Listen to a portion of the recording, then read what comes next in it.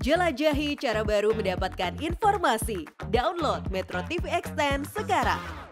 Polisi mengungkap senjata api ilegal dibuat di berbagai tempat termasuk di sebuah rumah di Semarang. Seorang pembuat berinisial AR pun ditangkap. Lalu bagaimana sesungguhnya pabrik senjata ilegal ini? Kita bergabung dengan Gali Saputra dari Semarang, Jawa Tengah. Selamat pagi Gali, bisa Anda gambarkan seperti apa sebenarnya rumah yang disebut sebagai tempat pembuatan senpi ilegal ini? Ya, selamat pagi. Benar sekali bahwa dari Direskrim Polda Metro Jaya beberapa waktu lalu menangkap AR usia 33 tahun yang merupakan warga Semarang karena diduga membuat dan memasarkan senjata api ilegal. Dan saat ini saya masih berada di rumah yang merupakan tempat kejadian perkara penangkapan terduga perakit senjata api ilegal ini, dan bisa kami gambarkan bahwa di tempat ini kondisinya cukup sepi dan rumah ini pintunya tertutup dan tidak terlihat ada orang di dalamnya.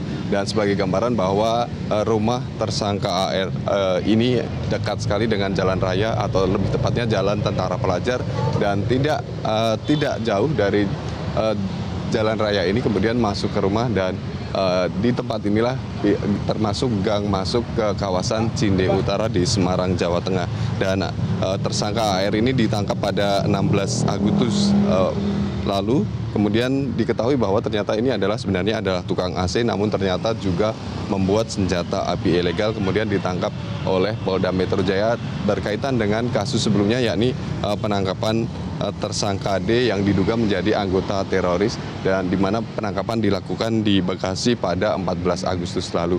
Dan saat ini kami juga mencoba mencari informasi dari warga sekitar, termasuk dari Ketua RT, namun kami belum mendapatkan informasi karena mereka mengaku tidak mengetahui penangkapan yang terjadi pada 16 Agustus lalu yang dilakukan pada pagi hari.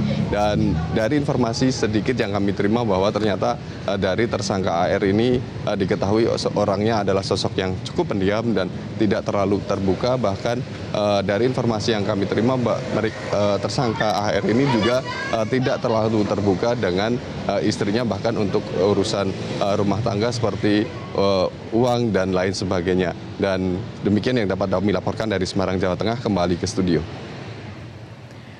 Ya Gali, sejauh ini apakah masih ada garis polisi yang diletakkan di depan rumah, atau seperti apa kelanjutan dari rumah itu dari kepolisian?